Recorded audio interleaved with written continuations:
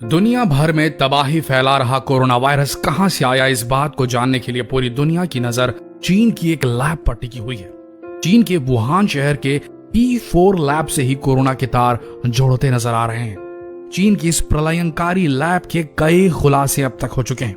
आज इस लैब की पूरी कहानी हम आपको इस वीडियो के जरिए बताने जा रहे हैं, तो बने रहिए इस वीडियो के अंत तक। चीन के वुहान शहर में बने इस लैब पर दुनिया की खुफिया एजेंसियों की निगाहें लगातार बनी हुई हैं और जैसे जैसे इस लैब के कुछ तथ्य सामने आते जा रहे हैं, वैसे वैसे एजेंसियों को ये यकीन होता जा रहा है कि ये वायरस इसी लैब से निकल सकता है, जो आज दुनिया के लिए सबसे बड़ी मुसीबत बन चुका है। कुछ खुफिया एजेंसियों के द्वारा खबर मिली है कि चीन ने इस लैब में कोरोना से भी खतरनाक वायरस छुपा रखे हैं। वुहान के इंस्टीट्यूट ऑफ वायरोलॉजी को फ्रांस की मदद से बनाया गया है। फ्रांस की कंपनी मेरीयुक्स ने इसे बनाया है और चीन की एकेडमी ऑफ साइंस ने भी इसमें मदद की है। चीन की लैब उन गिनी चुनी लैब्स में शामिल है जिन्हें P4 जैसे वायरस की जांच की अनुमति है। P4 वायरस से इंसान में संक्रमण का खतरा सबसे अधिक होता है। यह लैब 3000 स्क्वायर मीटर में बनाई गई। इस लैब का निर्माण 2015 में हुआ था और इसे बनाने में $4.2 करोड़ की लागत आई थी। इस लैब में P3 लैब भी मौजूद है जिसका निर्माण 2012 में हुआ था। इस लैब में सबसे ज्यादा वायरस की जांच की जाती है और अब इस लैब में 1500 से अधिक खतरनाक वायरस जमा है। जब भी इस लैब में किसी वायरस की जांच की जाती है तब वहां के कर्मचारी सुरक्षा के लिहाज से पूरी तरीके से प्रोटेक्टिव सूट पहनते हैं ताकि संक्रमण का खतरा न हो। इसी तरह एक वायरस है कोविड 2019 यानी कि कोरोना वायरस, जो एक दूसरे के संपर्क में आने से फैलता है और सारी खुफिया एजेंसी इसी लैब पर शक कर रही है कि कहीं ये वायरस इसी लैब से तो नहीं निकला।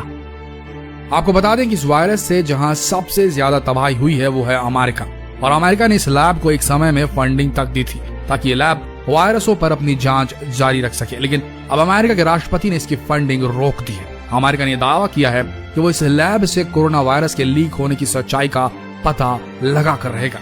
पूरी दुनिया इस लैब को शक की निगाह से देख रही है, लेकिन अमेरिका के डोनाल्ड ट्रंप और अमेरिका की खुफिया एजेंसी को इस बात पर पूरा यकीन है कि कोरोना वायरस इसी लैब से निकला है। जिस लैब को कभी अमेरिका ने $37 लाख की फंडिंग दी थी, आज उसी लैब से निकले वायरस की वजह से अमेरिका तबाह होता नजर आ रहा है। इस लैब की फंडिंग बराक ओबामा ने शुरू की थी और डोनाल्ड ट्रंप ने अब इस पर रोक लगा दी है।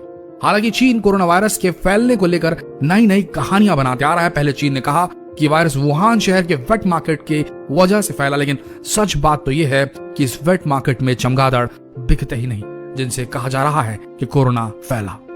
इस तरह की दलीलों से चीनी लैब में बने कोरोना वायरस की सच्चाई को छुपाना चाह रहा है चीन।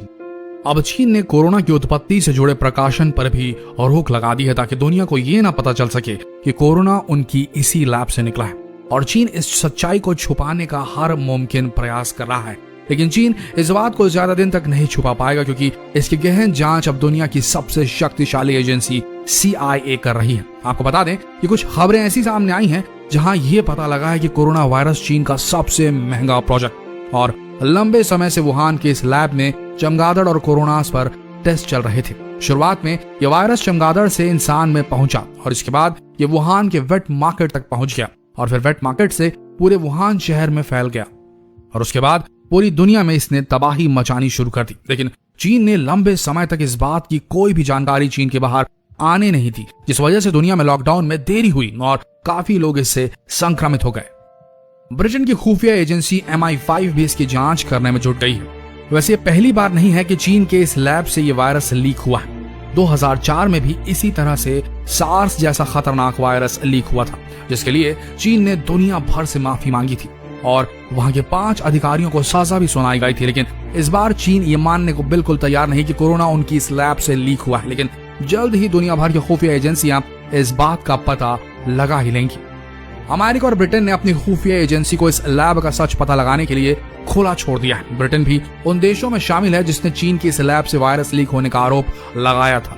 ब्रिटेन ने इस लैब की सच्चाई पता लगाने का काम MI5 को सौंप दिया है। शुरुआत में एजेंसी चीन की गतिविधियों पर नजर रखेंगी। इस लैब की जांच का काम MI5 के नए डायरेक्टर जनरल केन मकलम को दिया गया है।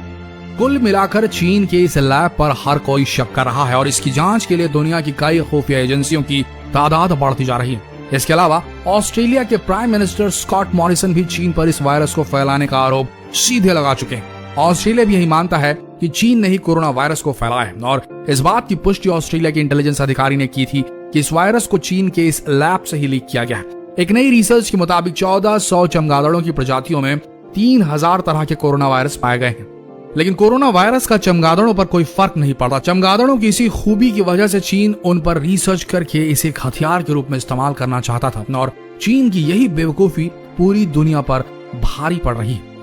जब भी सबसे ज्यादा कोरोना वायरस को फैलाने का जिम्मेदार अगर किसी को माना जाता है तो वो है चमगादड़। चमगादड़ की वजह से ही इबोला, रेबीज जैसी बीमारियां आई हैं।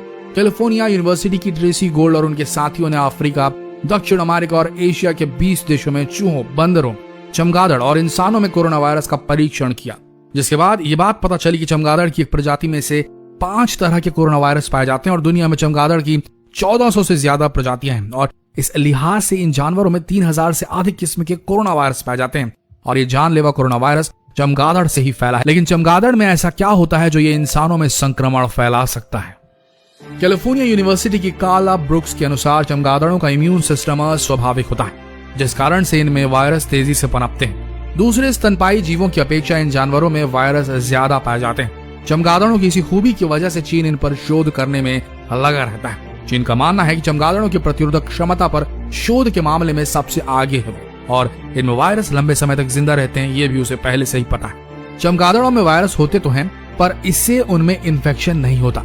चीन के मुताबिक वो चमगादड़ की प्रतिरोधक क्षमता पता लगाने में जुटा है। इसी प्रयोग के कारण ये वायरस पहले चमगादड़ से वुहान लैब के कर्मचारी में आया और फिर पूरी दुनिया में फैल गया, ऐसे कयास लगाए जा रहे हैं। लेकिन अगर चीन इस पर प्रयोग नहीं करता तो आज दुनिया में इस तरह की तबाही नहीं मचती। अगर चीन जो भी प्रयोग कर रहा था उसे सतर्कता पूर्व, सावधानी पूर्व करता, इतने देशों से मिलने वाले एड के बाद, मदद के बाद, आर्थिक मदद मिलने के बाद अगर सुरक्षा के पैमाने सही रखता तो आज कोरोना से लाखों लोगों की जानें दुनिया भर में नहीं जाती।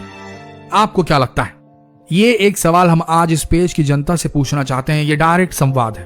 आपको क्या लगता है कि चीन से ये वायरस अपने आप ऑर्गेनिकली निकला या ये एक genetically engineered man made virus था और ये एपिडेमिक एक साजिश है चीन की? आपको क्या लगता है?